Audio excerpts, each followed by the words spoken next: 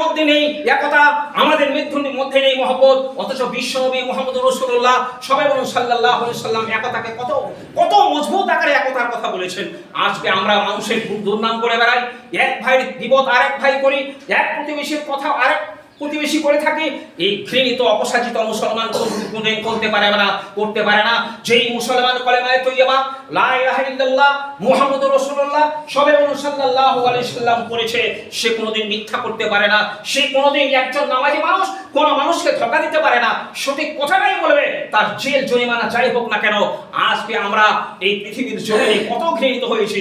আজকে ফিলিস্তিন দেখুন, যেখানে মুসলমানদের পাখির মতো মারা হচ্ছে, নানান রকমের বুলেট দিয়ে মারা হচ্ছে, অথচ আজকে এই বিশ্বের ময়দানে অগণিত মুসলমান রাষ্ট্র দেশ আমরা নিজেরাই নিজেদের মধ্যে টানাটানি করছি।